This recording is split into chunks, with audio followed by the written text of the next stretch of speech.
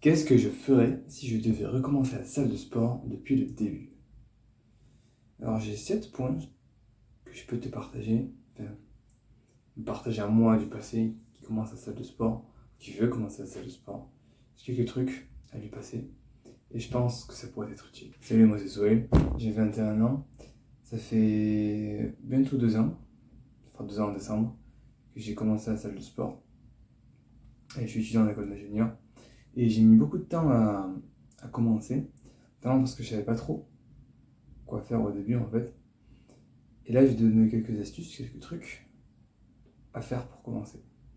Pour avoir un bon plan, commencer sereinement, sans paniquer sur quoi faire, est-ce que je vais faire mal, est-ce que je fais tout mal, est-ce que je vais y arriver ou pas. 7 points à te partager et je pense qu'ils vont être utiles. Premier point déjà, s'inscrire, c'est le truc le plus important à faire. S'inscrire, y aller une première fois. Même si tu sais pas quoi faire, j'ai déjà fait une vidéo là-dessus. Il faut que tu y ailles pour voir comment c'est. Il faut que tu y ailles, il faut que tu t'inscrives. Parce que moi, j'ai mis 3 ans entre le moment où j'ai voulu commencer et le moment où j'ai vraiment commencé. J'ai mis 3 ans, c'est trop 3 ans. Pendant ces 3 ans, j'aurais pu prendre déjà tous les kilos que j'ai pris maintenant. Et aujourd'hui, je serais à un niveau, je m'en rendrais même pas compte. Donc les 3 ans que j'ai perdu à réfléchir, en fait, j'aurais pu les passer à grandir, à devenir meilleur. Donc vraiment, ce que je peux te conseiller de faire, c'est t'inscrire et de commencer le plus vite possible. J'ai déjà fait une vidéo là-dessus sur comment commencer. Voilà, voir si ça t'intéresse. Mais commence le plus vite possible. Deuxièmement, il faut définir ses objectifs. Je vais sûrement faire une vidéo là-dessus. Peut-être qu'il y a une vidéo qui est déjà sortie à ce propos. Il faut savoir ce que tu veux et comment tu veux y aller, comment tu veux y arriver. Et il faut avoir un but en tête. Et c'est en ayant ce but en tête que tu vas y aller de manière constante, toutes les semaines, 4 à 5, 6, à 7 jours par semaine même. Mais il faut avoir un objectif en tête. Il ne faut pas juste y aller comme ça parce que j'ai payé. Ça sert à rien sinon. Soit c'est pour prendre du poids, soit c'est pour faire tomber le stress, soit c'est pour perdre du poids. Plein de raisons qui sont valables. Mais la raison sur laquelle je me concentre sur cette chaîne, c'est prendre du poids, prendre du muscle. Donc c'est avec cette raison-là en tête que je vais poursuivre la vidéo. Troisièmement, une fois que tu es allé à la salle de sport une première fois, il faut faire une liste d'exercices. Environ 4 à 5 exercices par groupe musculaire. Les pectoraux, les épaules, les triceps, les quadriceps, les dorsaux. Tu fais une liste de 4 à 5 exos et tu le fais chez toi. Ensuite, tu vas à la salle pour voir s'il y a des machines qui correspondent à ces exercices-là. Parfois, on peut avoir envie de faire différents exercices, mais dans la salle de sport dans laquelle tu t'es inscrit, il n'y a pas forcément le matériel nécessaire afin de faire ces exercices-là. Donc, il vaut mieux prendre 4 ou 5 exercices en réserve. Ensuite, aller à la salle de sport pour voir lesquels tu peux réellement faire. Il faut en avoir au moins 2 par groupe musculaire. Minimum 2. 3 c'est le mieux, 4, 5 c'est encore mieux. Plus t'en as, plus c'est mieux évidemment. Ensuite, il faut que tu fasses 9 sets. Un set, c'est une série de répétitions. Une répétition, c'est un mouvement. Il faut que tu fasses 9 sets par séance, par groupe musculaire. Tu peux pas faire tous les groupes musculaires par séance, ça va être beaucoup trop long. Par exemple, une séance où tu fais pec, triceps et épaules, il faut que tu fasses 9 sets de pectoraux dans cette séance, 9 sets d'épaules et 9 sets de triceps. Dans ces 9 sets, ça peut être le haut du pectoral, le milieu, le bas, ça peut être l'avant de l'épaule, le côté de l'épaule et l'extérieur de l'épaule, mais ça compte pour un groupe musculaire. Si je te redonne un exemple, j'ai déjà fait une vidéo là-dessus. Moi, ce que je fais, c'est que je fais développer incliné avec les dumbbells, avec les poids libres, ce qui fait que je touche à peu près tous les pectoraux. Ensuite, je fais du dips, qui touche le milieu et le bas, et je fais du câble, qui touche les trois. Mais quand je fais du câble, mon premier set, je le fais en haut, qui touche le haut, ensuite au milieu pour toucher le milieu, et en bas pour toucher le bas. Ça, ces 3 sets différents, ça compte quand même pour 3 sets pour le groupe musculaire pectoraux.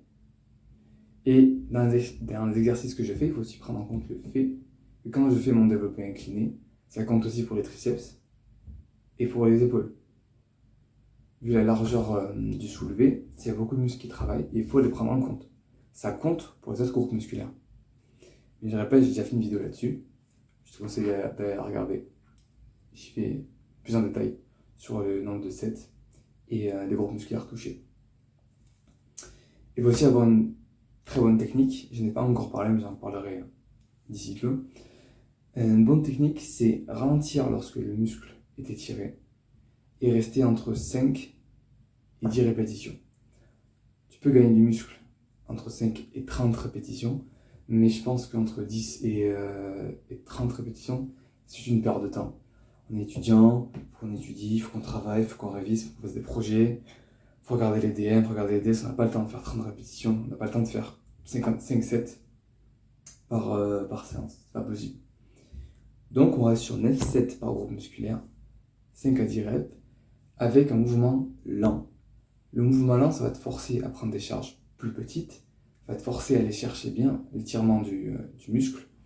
Donc tu vas réduire le risque de blessure, tout en augmentant la progression musculaire et l'hypertrophie. Donc c'est rentable. Le seul truc qui est relou, c'est que tu vas mettre aussi lourd que les gens que tu vois autour de toi, qui font des reps comme ça.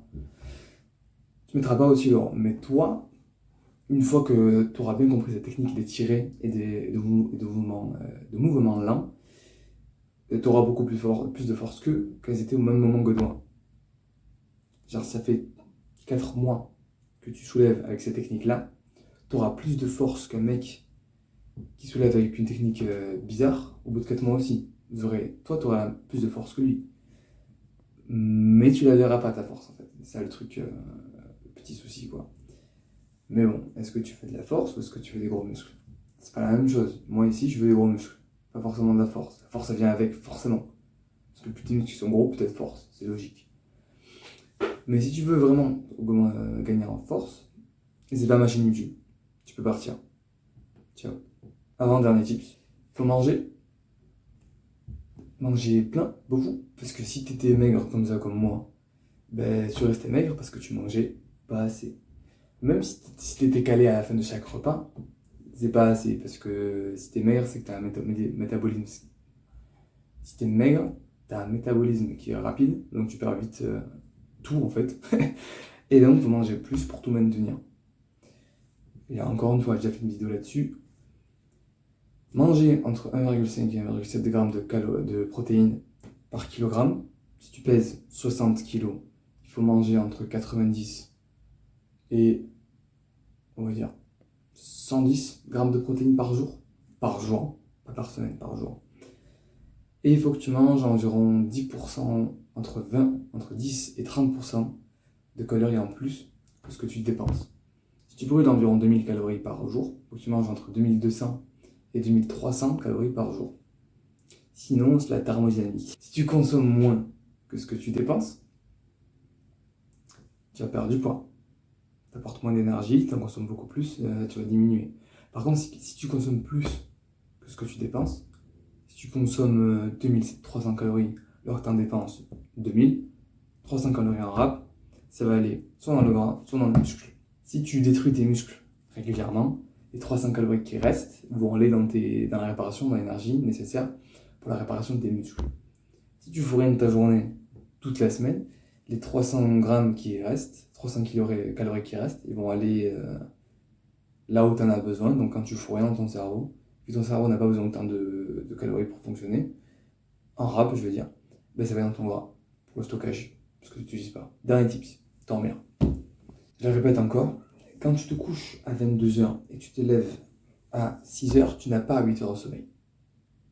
Tu en as 7 heures maximum à tout casser. Il faut que entre le moment où tu vas dans ton lit pour te coucher et le moment où tu as mis ton réveil, il faut que dans cet espace-là, il y ait minimum 9 heures pour que tu aies 8 heures de sommeil. Si tu veux te réveiller à 6 heures, pour avoir tes 8 heures de sommeil, il faut que tu te couches à 21h, pas à 22h. Bien sûr, des individus, je sais pas, par exemple, moi je connais une dame, elle a besoin de 6 heures de sommeil, mais avec 6 heures de sommeil, elle est en forme quoi. Elle peut aller à la salle tous les jours avec 6 heures de sommeil, elle récupère bien. Mais par exemple, moi, hein, avec 6 heures de sommeil, j'arrive à peine à réfléchir, je crois. Moi je sais comment. La durée de sommeil qui me plaît le plus, c'est entre 9h et 10h. C'est là que je suis le plus en forme. Donc ce qui fait que là, aujourd'hui par exemple, on est en week-end, je me suis couché hier à 22h, je me suis levé aujourd'hui à 8h30. Ça fait 10 heures, environ 10 heures entre l'espace où je me suis couché et je me suis réveillé, mais ça me fait entre 9h et 8h de sommeil par exemple. Parce que il faut prendre en compte ce qu'on appelle la qualité de ton sommeil et la rentabilité de ton sommeil en fait. Peut-être que tu peux te coucher à 22h, te lever à 6h, peut-être que tu auras 8 heures de sommeil. Si tu es quelqu'un qui dort très efficacement. Mais si tu es comme la grande majorité des personnes, tu vas passer du temps réveillé, tu vas passer du temps où tu vas te lever, tu vas te réveiller, tu vas te lever, tu vas te réveiller, tu vas te lever pour aller faire pipi, tu vas te lever parce que tu as faim. Et donc c'est des heures en moins dans ton sommeil. Et ça, faut le prendre en compte, ce qu'on appelle l'efficacité du sommeil. Et pour prendre en compte cette efficacité-là, on sera juste 1 heure de plus entre l'heure où on va se coucher et l'heure où on se réveille. Bref, c'est tout ce que j'ai à te dire pour aujourd'hui. Donc pour commencer, c'est simple, faut y aller, faut regarder les exercices qu'on a à faire, regarder ses objectifs, manger, dormir et une bonne technique. Allez, ciao.